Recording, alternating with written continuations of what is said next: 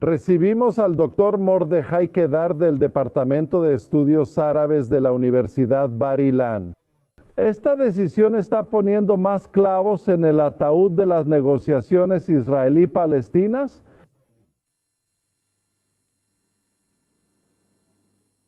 No entiendo por qué Israel debe pedir permiso a alguien. Jerusalén ha sido nuestra capital por 3000 años. Nosotros estábamos aquí cuando sus antepasados bebían vino, enterraban vivas a sus hijas y adoraban ídolos. ¿Por qué hablar de esto? Esta ha sido nuestra ciudad por 3000 años y así seguirá. Disculpe, señor Mordejai, si quiere hablar de historia, hablaremos del Corán. No puedes quitar a Quds del Corán. Por favor, evita palabras que ofendan a árabes y musulmanes. Por favor, mantengámonos en nuestro tema, Esta decisión no tiene nada que ver con eso. ¿El Quds en el Corán? Subhana alladhi asra bi'abdiha. No tiene nada que ver con el Corán. Una vez que puedas, ve con Mordejai al Yazira. Hablemos de política, si me lo permites. Al-Quds está fuera de las negociaciones. Al-Quds es de los judíos, punto. No se puede hablar de Al-Quds de ninguna manera y ustedes siguen repitiendo este asunto una y otra vez. Los asentamientos. Estamos hablando de tu duda, hermano. Estamos hablando de tu duda. Nuevos dentro de la ciudad de Al-Quds. Tú hablas de la construcción de alrededor de 1000 unidades y hubo una decisión de establecer 10,000 unidades y esa decisión fue detenida y ahora se están filtrando cosas por debajo de la mesa. 1000, 2000, 3000. Entonces, ¿Al-Quds incluirá Cisjordania después? Hermano, Israel ni siquiera cuenta las casas que construye en la isla de Qatar. Entonces, ¿qué les importa Al-Quds? Al-Quds es una ciudad eterna para siempre y ni la isla ni nadie tiene nada que ver con la ciudad de Al-Quds, punto. Es una ciudad solo para los judíos, nadie más tiene nada que ver con la ciudad de Al-Quds. O sea, ¿quieres decir que tus palabras significan que las negociaciones que se llevan a cabo entre los palestinos e israelíes se basan en la realidad que mencionas? Ahora, señor Mordejai Kedar. Hermano, te invito a Al-Quds para que veas con tus propios ojos cómo es. Al-Quds se ha convertido en una ciudad próspera después de haber estado en ruinas bajo el control árabe hasta 1967. Nosotros reconstruimos esta ciudad y ahora está abierta para cristianos, musulmanes y judíos por igual, como nunca lo estuvo bajo el control del Islam, porque el Islam expulsó a los judíos de Al-Quds y también a los cristianos. Quiero que me des una respuesta. Dame una respuesta. ¿Por qué? ¿Por qué en las negociaciones palestino-israelíes siempre se habla y deciden sobre los asentamientos? Más apropiación y judaización de tierras palestinas, destruyendo sus bases. ¿Crear un Estado palestino en el futuro? ¿No es así? Hasta hoy, y no hay problema, hay 2 estados palestinos, uno en Gaza y otro, si Dios quiere, estará en Cisjordania. Y si los palestinos continúan con este comportamiento y no se toman en serio las negociaciones, habrá un estado en Hebrón, un estado en Ramala y un estado en Nablus. Según las especificaciones de las que hablan, según las especificaciones que puso Israel, pero las resoluciones internacionales contradicen todo lo que dicen, señor Mordejai. Jerusalén Oriental está ocupada, todos lo saben.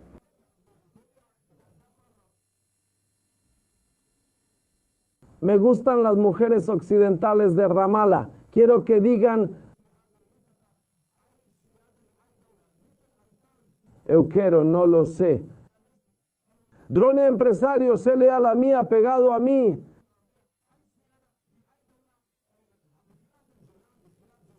Por todas partes arriba, el resto a Hayes. Yadmin, puede que traiga un país, lo juro, ten cuidado. Ultron está ocupada por ID, no la ocupes. Jordania fue ocupada hasta 1967 y ahora Israel controla la zona.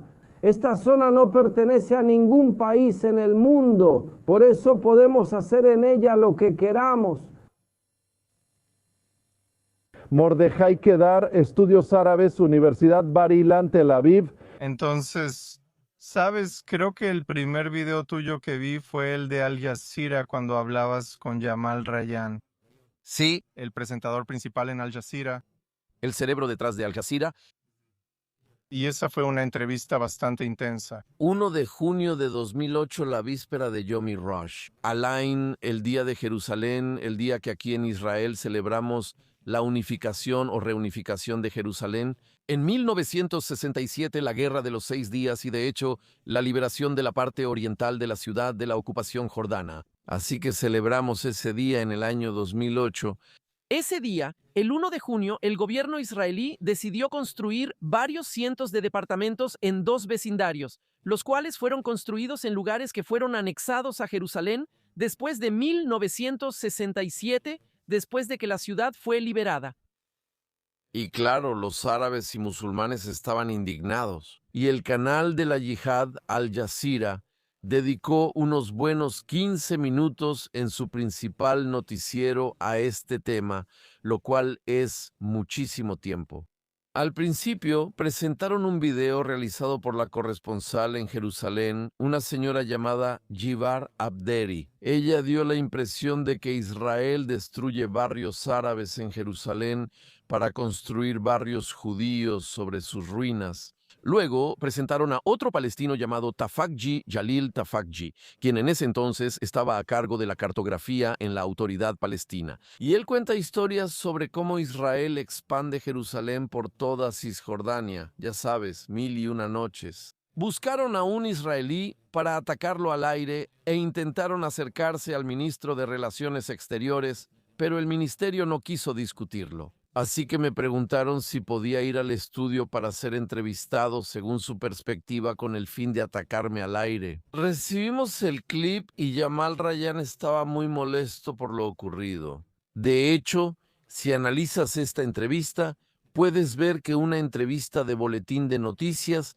se convirtió en un programa de debate. Sí, fue muy intenso. Y fue un debate entre el entrevistado, yo mismo, y el entrevistador, Jamal Rayan. Él no debió permitir que esto sucediera, debió haber controlado la entrevista. En mi opinión, hasta hoy, él se arrepiente de no haberme sacado de la entrevista tras mi primera respuesta. Y él intentó una y otra vez atacarme desde todo tipo de ángulos. Y sí, debo admitir que llegué preparado. De camino al estudio, ensayé algunos monólogos y los monólogos que escuchas en esta entrevista fueron preparados. Y sabes, la primera regla en una entrevista es, sin importar cuál sea la pregunta, tú dices lo que quieres decir, transmites tu mensaje sin importar qué. La pregunta era, hasta hoy agradezco a Jamal Rayan por darme la plataforma. Y fue en una transmisión en vivo, no fue grabado, así que no pudo censurarlo desde entonces. Ah, por cierto, después de que el programa terminó a medianoche, esto fue después de las 11 p.m. A la medianoche, llamó al representante de Al Jazeera en Israel, Walid Omari, y le dio una regañada. ¿Por qué me envió y eligió para este debate y entrevista? Walid respondió, mira, estos son los israelíes. No podemos cambiarlos ni esconderlos. Tenemos que tratar con ellos. Así piensan los israelíes. Y si realmente crees en, como dicen en árabe, significa la opinión y la otra opinión. Así que aquí tienes otra opinión. Lidia con esto. No creo que Jamal Rayan estuviera de acuerdo, pero Walid Omari siguió como representante en Israel y ante la autoridad palestina. Esta fue la última vez que Jamal Rayan me entrevistó. Y 7 años y medio después, a finales de 2015, de hecho, habló en otra entrevista, en un monólogo, sobre este evento que ocurrió 7 años y medio antes. Personalmente no recuerdo lo que dije ayer, pero el hombre, como pueden ver en ese clip, recuerda línea por línea, recuerda mi nombre, recuerda mi universidad, Bar Ilan, aunque entrevista a decenas de personas a diario, eso significa. Esto es una especie de shock. que él tuvo solo porque no pudo enfrentar los hechos que planteé en la entrevista original, que Jerusalén era nuestra hace 3000 años antes de que el Islam llegara al mundo. Quiero decir, los antepasados de los musulmanes de hoy estaban bebiendo vino, enterrando vivas a las hijas y adorando ídolos y bailarinas. Como dije, él todavía no ha superado esta entrevista y, por cierto, sigue tuiteando en Twitter en mi contra.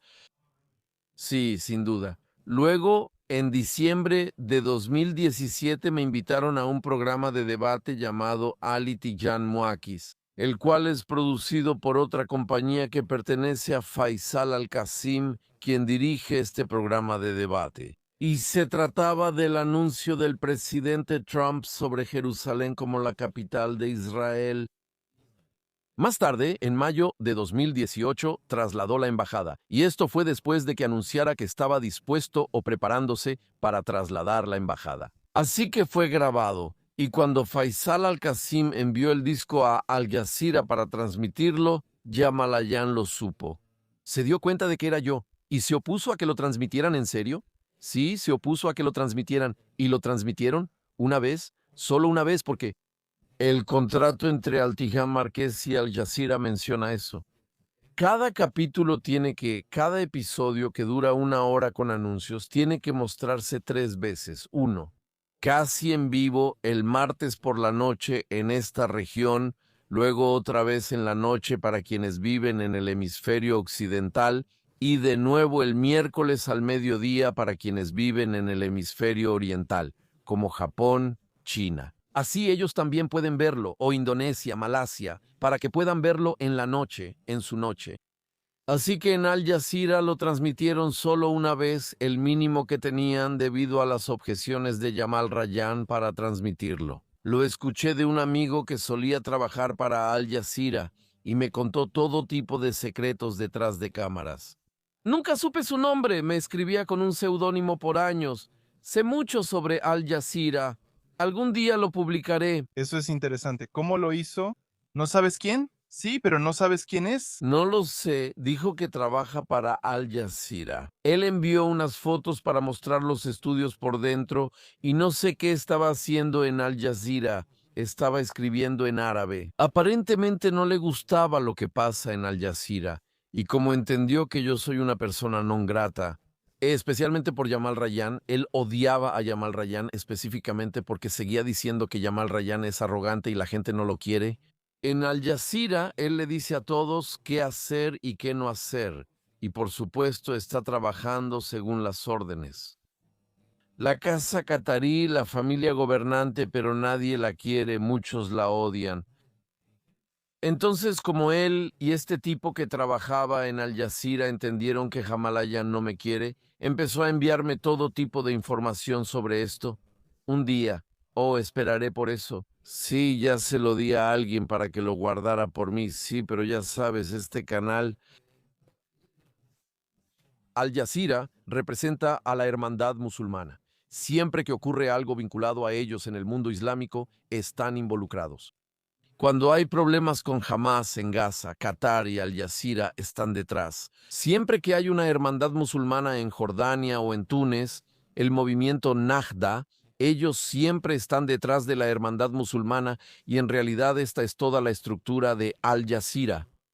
Es pura propaganda contra Israel, contra Occidente, América, particularmente contra el occidentalismo, la cultura de Occidente, lo cual es muy, muy conocido. Pero está encubierto porque en algunas de sus transmisiones las mujeres que aparecen en Al Jazeera como lectoras, como presentadoras, aparecen sin velo, sin hijab, como si fuera un canal secular, pero todo esto está destinado a engañar al espectador para que piense que este es un canal que no es islamista. La versión en inglés, o todas las versiones, incluso cuando lo hacen para países árabes, se ven igual. La principal Jazeera es como 10 canales, está Al Jazeera, Wafaiki significa documental, Jazeera, Clip Jazeera, Al Jazeera Economía significa precios del petróleo y cosas así, y el canal principal es Jazeera, las noticias. las noticias principales. Una vez tuvieron Al Jazeera para Egipto, solo justo después de que empezó la primavera árabe, luego la cerraron, pero también tenían Jazeera para Irak. Por un tiempo ellos realmente tenían Al Jazeera. Si analizas lo que hizo Al Jazeera durante muchos años desde que se estableció a finales de 1996, ellos fueron lanzados en 1960 y por cierto, Jamal Rayan fue el primer rostro que apareció en Al Jazeera. Él es palestino, es palestino. Él nació en Tulkarán, sus padres se mudaron a Jordania cuando él era niño o adolescente y se convirtió en uno de los activistas de la hermandad musulmana y ataca a los israelíes y así sucesivamente. El padre o el abuelo en realidad fue uno de los mayores vendedores de tierras a los judíos y ahora se queja de que los judíos ocuparon Palestina, así que esto es Chamaliyah. Un tipo muy problemático, pero este es nuestro enemigo y debemos conocer a nuestro enemigo. Creo que Al Jazeera debería prohibirse en Israel, así como no dejamos que Al-Manar, el canal de Hezbollah, opere en Israel, y tampoco dejamos que el Halam, que es el canal iraní en árabe, funcione en Israel. No les permitimos operar aquí. Creo que esto es correcto y no deberíamos permitirlo. Y Al Jazeera es igual de enemiga de Israel que Al-Manar y Al-Alam. Y aún así, no tengo absolutamente ninguna idea de por qué se le permite a Al Jazeera trabajar en Israel. Y no estoy hablando de cerrar Al Jazeera. Este sonido es muy malo. Yo digo, no dejemos que trabajen aquí, que transmitan desde otros lugares. ¿Por qué deberíamos darles el escenario? ¿Sabes lo que hacen? Un corresponsal de Al Jazeera en Jerusalén se acerca, la Knesset se para frente a la cámara. La Knesset está detrás de él y el hombre solo miente, pero tener la Knesset de fondo le da a sus mentiras un aire de aprobación. Al menos esto es cierto, después de todo habla desde Jerusalén, desde el corazón de la entidad sionista. Está bien entonces, ¿cómo podría ser mentira? Esto es lo que hacen. ¿Por qué Israel debería darles el escenario y la Knesset que lo hagan desde Jordania o Qatar? Por cierto, nunca muestran Qatar en Al Jazeera, nunca lo mostraron como un ejército comunitario. Renal Farish, la riqueza corrupta de los cataríes. Nunca muestran los rascacielos, nunca muestran los autos. ¿Sabes? Mercedes es el auto de la gente pobre en Qatar. Deberías ver los Lamborghinis, los Bugattis, los Maseratis y los Porsche y todos esos autos lujosos. McLaren, incluso puedes ver que los policías tienen un Maserati. Creo que nunca lo muestran, porque si lo hicieran, todos preguntarían, ¿cómo te hiciste tan rico? ¿Y por qué seguimos siendo tan pobres en Egipto, en Jordania, en Siria, en Libia, en Túnez? ¿Y ustedes son tan ricos? Ustedes, los árabes, miren, constantemente están hablando de otros. Al Jazeera nunca habla de Qatar, nunca, casi nunca. En conferencias internacionales citan al emir y muestran algo, pero no informan sobre lo que pasa en Qatar. Solo recientemente, desde que Arabia Saudita impuso el bloqueo a Al Jazeera en Qatar, empezaron a hablar sobre cómo Qatar lidia con el bloqueo y cosas así. Hasta que comenzó el bloqueo hace 2 años, nunca hablaron de Qatar. Y para desviar la atención de la gente, de los televidentes, de la riqueza en Qatar y en el Golfo en general, hacia Israel, hacia Estados Unidos, hacia los europeos, hacia Occidente, a quienes se les culpa de la pobreza y la miseria en el mundo árabe, y esto es, ya sabes, indignante, porque su riqueza proviene de la pobreza de los países árabes. Te explico, mientras más pobre eres, mayor porcentaje de tus ingresos se va en comida porque tus ingresos son bajos. No tienes para ropa, auto, televisión y debes comer o mueres. A mayor riqueza, menor porcentaje de ingresos se gasta en comida. Aunque compres comida cara, aún tienes mucho dinero para autos, aviones o lo que quieras. Ahora, las personas pobres que gastan todo o casi todo su ingreso en comida usan energía porque la comida tiene mucha energía en ella para hornear, para arar. La producción de alimentos depende de la energía que proviene del Golfo y representa cerca del 40% en los alimentos. El 40% del costo de la comida es por energía consumida. Significa que las personas pobres en Egipto están pagando el 40% de sus pequeños ingresos al Golfo para obtener la energía. Significa que la riqueza de los cataríes y de los otros emiratos del Golfo proviene de la pobreza de los egipcios, de los jordanos, de los tunecinos, quienes no tienen petróleo, y esto es sorprendente, la gente no lo sabe, y esto es algo que Gamal bin Nasser, el presidente de Egipto, entendió. Y él seguía gritando, Naft al-Arab significa que el petróleo árabe es de todos los árabes. ¿Por qué debería comprártelo, árabe? Soy árabe. ¿Por qué no me das nuestro petróleo gratis? Soy pobre. Tengo que alimentar a quién sabe cuántos millones de egipcios. ¿Por qué gastar tanto solo para que te enriquezcas? Ni siquiera sabes qué hacer con el dinero. Especialmente en esos días de los años 50 y 60, no sabían qué hacer con el dinero. Así que, y ellos se refieren al Golfo, Qatar y otros, escucharon los lemas de Naft al-Arab, il Arab.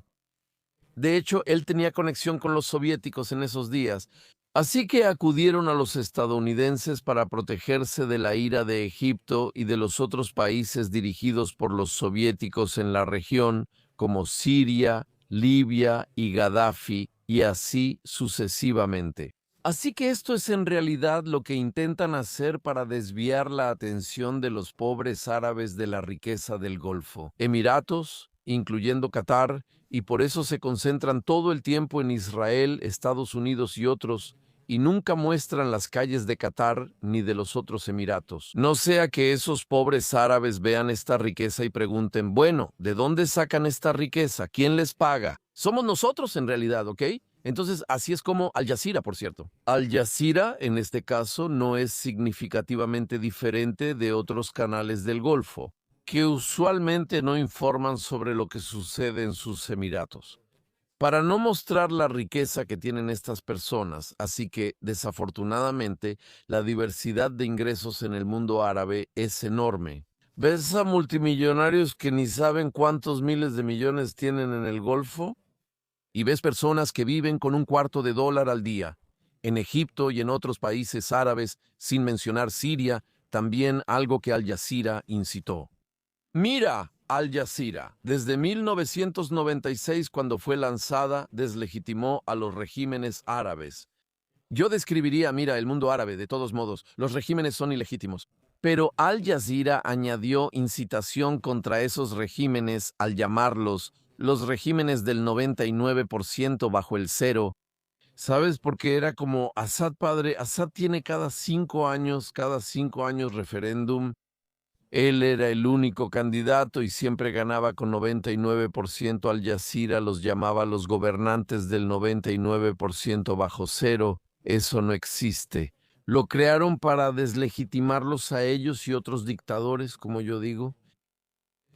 Y de hecho rodearon el barril de explosivos llamado el mundo árabe con vapores de gas de incitación. Todo lo que necesitaba era una chispa, que por casualidad vino de Túnez a finales de 2010, quien llevó de un lugar a otro a Muhammad Bouazizi, quien se quemó a sí mismo, a su pueblo, a su país, y ahora afecta al mundo árabe, Al Jazeera.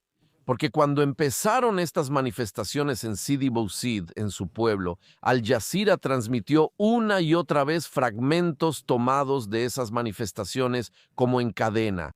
Las manifestaciones llegaron a Túnez y se realizaron frente a la oficina de Al Jazeera para que pudieran ser filmadas, así que las grabaron desde la ventana y las mostraron sin parar. Mientras hablaban, Azmib Shara, ya comentarista en Al Jazeera sobre el mundo árabe, insistía, ¿y ahora?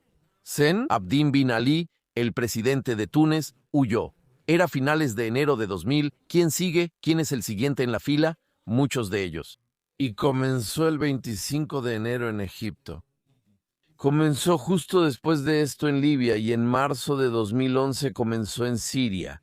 Luego también hubo manifestaciones en Bahrein que los sauditas aplastaron, luego hubo un inicio en Argelia que fue reprimido, después comenzó en Yemen, Al Jazeera. Al mostrar estas manifestaciones constantemente, la gente entendió y salió a las calles donde estuviera.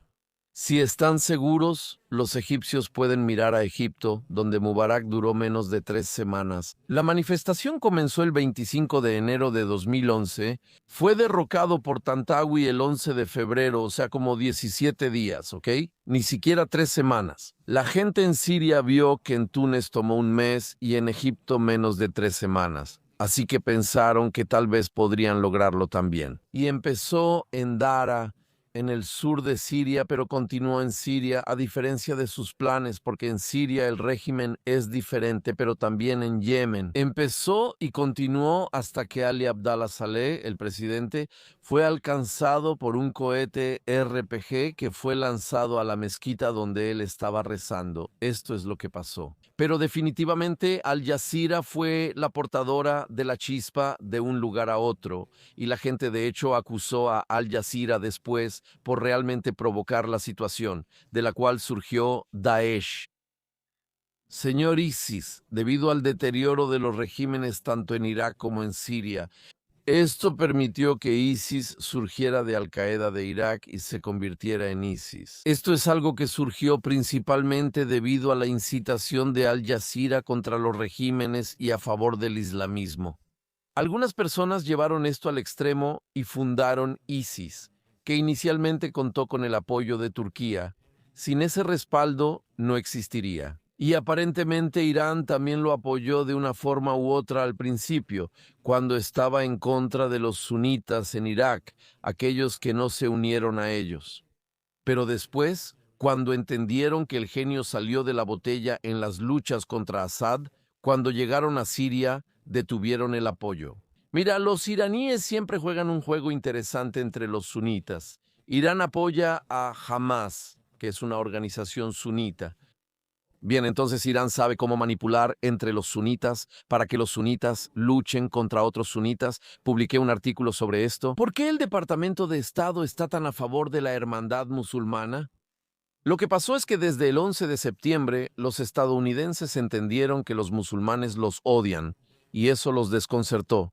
¿Por qué nos odian? ¿Es por lo que hacemos o es por lo que somos? Y hay una gran diferencia, porque si es por lo que hacemos los estadounidenses, podemos cambiar tal vez lo que hacemos, pero si es por lo que somos, eso es mucho más difícil de cambiar. Y en 2005 le preguntaron a un grupo de varias docenas de académicos de todo el mundo, dirigieron esta pregunta incluyéndome a mí. Me pidieron esto, me pidieron que escribiera un ensayo sobre esta pregunta. ¿Por qué los musulmanes odian a Occidente? ¿Es por lo que somos o por lo que hacemos? Escribí un ensayo sobre esto, disponible en línea. Las cuestiones de género y familia generan tensión entre el Islam y Occidente, ya que este último es más permisivo en estos temas. Occidente considera que las mujeres son iguales, mientras que el Islam no lo hace. Occidente promueve nuevos tipos de definiciones de género, las cuales el Islam rechaza. El Islam no puede aceptar estas cuestiones de género como la poligamia o bigamia. La crianza familiar en sociedades islámicas implica matrimonios forzados entre primos, divorcios y matrimonios de niñas, algo inaceptable en Occidente. Estos temas de género y familia causan resentimiento en sociedades islámicas. Escribí este ensayo y luego, al parecer, hubo muchos otros investigadores que en realidad hablaron más sobre política. Ustedes, los estadounidenses, apoyan a Israel, al régimen jordano, egipcio y otros regímenes despóticos que no nos gustan. Eso es lo que hacen. Hablé de lo que son ustedes. Aunque Occidente promueve el estatus de la mujer, en realidad los occidentales nos odian por lo que somos. Muchos de los encuestados sobre por qué nos odian se enfocaron en lo que ustedes, los estadounidenses, hacen y a quienes apoyan. Así que el Departamento de Estado decidió cambiar el apoyo de los regímenes a alguna organización islámica que no sea terrorista, que sea aceptable, que sea deseada por la gente. Buscaron y encontraron a los hermanos musulmanes porque ellos realmente se preocupan por la gente, especialmente en Egipto. Se preocupan por la gente necesitada que vive en barrios no planificados, llamados ashwayat en árabe. Sin electricidad, sin agua potable, sin alcantarillado, sin servicios médicos, sin educación, casi sin nada, solo viven en cajas. Cajas de madera ganan $0.50 diario, si acaso, y viven ahí sin facilidades. ¿Qué medio de vida y hermandad musulmana los cuidarían? Les dan agua, comida, atención médica, educación, trabajo y buscan todo eso para ellos. Ellos hacen lo que el gobierno no hace por los necesitados. Ya que son tan buenas organizaciones estadounidenses, cambiemos nuestro apoyo a la hermandad musulmana. Cuidarán a las personas en la embajada de Estados Unidos en Egipto. Había una persona que en realidad era el oficial de enlace entre el Departamento de Estado y la hermandad musulmana. A espaldas de Mubarak, todos esos años, este representante era el vínculo para apoyar, alentar, organizar y ser la conexión entre la hermandad musulmana en Egipto y la administración de Obama. Tal vez fue antes de la administración de Obama, no lo ignoraría y esperaban la oportunidad. Y aquí llega la primavera árabe y Tantawi toma el régimen. Él se prepara para las elecciones que en realidad fueron a mediados de 2012, a finales de junio de 2012. Hay rumores de que Morsi no ganó y que alguien de Washington posiblemente. El presidente Obama llamó a Tantawi, dueño de Jimji, para asegurar la victoria de la hermandad musulmana y confirmar rumores. Y estos rumores en realidad se basan en el hecho de que los resultados de las elecciones se anunciaron como horas después de la elección. Elecciones. ¿Cómo puedes contarme? 90 millones. No, entonces 90 millones de votantes, digamos 40 millones de votantes. Sin contar a los niños, había unos 40 millones de personas con derecho a votar. Discúlpame. Está bien, puede ser. Y él ganó, está bien entonces, y se convirtió en el presidente y por supuesto los estadounidenses lo apoyaron. Pero le pidieron que no cancelara el acuerdo de paz con Israel porque tenían miedo de que si se cancelaba este acuerdo de paz, muchos inversionistas no invertirían en Egipto porque podría haber otra vez una guerra contra Israel. Así que, para estabilizar la economía, que era muy importante para ellos, dijeron, está bien, tú estás en el poder. Aunque la hermandad musulmana seguía prometiendo que, una vez que llegaran al poder, cancelarían la paz con Israel, lo hicieron. Desde 1979, desde que se firmó el acuerdo de paz entre Israel y Egipto, la hermandad musulmana juró miles de veces, vamos a abolir este acuerdo porque no estamos de acuerdo con esto. Israel no tiene derecho a existir ni siquiera un centímetro cuadrado, hay que cancelarlo. Y no lo hicieron. ¿Por qué? Por la presión estadounidense no querían el deterioro de esta situación. Tal vez hasta una guerra entre Egipto e Israel. Entonces, pero Moshe Yasmo nunca dijo Israel, él decía la entidad sionista. Como el último enemigo, él decía la entidad sionista. Rara vez lo escuchabas decir Israel. ¿Y luego? Morsi fue destituido por Sisi un año después de haber sido elegido, a principios de julio de 2013. Y aquí está el detalle. El emir de Qatar, el ex-emir antes de Tamim, su padre, renunció como 10 días antes de que terminara junio de 2013. ¿Por qué? Él ya sabía que Sisi se estaba preparando para deshacerse de Morsi, y como Morsi era su proyecto. El simpatizante de la hermandad musulmana no quería ser asociado con el fracaso de su política a través de Al Jazeera para mantener a la hermandad musulmana en el poder. No quería estar ahí cuando el presidente de la hermandad musulmana fuera expulsado por Sisi. Ahora, ¿cómo supo Al Jazeera sobre esto? Con el tiempo, Al Jazeera pasó de ser solo una agencia de noticias a también ser una de inteligencia. Como todos filtraban información sobre su gobierno a Al Jazeera, esta se volvió Arablix, ¿Por qué? Porque estaban usando toda esta información en contra de los gobernantes y estaban guardando la información en su caja fuerte hasta el día en que la necesitaran contra el gobernante. Esto es Al Jazeera y hay varias señales sobre esto. Cada vez que Qatar tenía un problema con un país como Jordania, sacaban algo de la caja fuerte. Una información sobre el gobernante o el rey Abdalá. En ese caso, como una especie de castigo por lo que dijiste, por lo que hiciste contra nosotros, Qatar, le pasó a Jordania y a Pedro, por cierto. En Egipto, Mubarak cerraba Al Jazeera, pero la reabría tras una semana. ¿Por qué? Porque aparentemente lo estaban amenazando con que iban a transmitir una información que tenían en su contra. Así que bajo la amenaza de Al Jazeera, Mubarak tenía que reabrir Al Jazeera cada vez que la cerraba. Quizá aquí en Israel el gobierno se abstiene de cerrar Al Jazeera porque Al Jazeera sabe demasiado, quizá sobre algunas personas en Israel. Quienes tienen influencia temen que se filtre esa información. Se transmitirá si cierran Al Jazeera. Tal vez esto realmente explique por qué Israel es cobarde cuando se trata de Al Jazeera. Tal vez no lo sé, solo doy una suposición y quién sabe, tal vez sea correcta.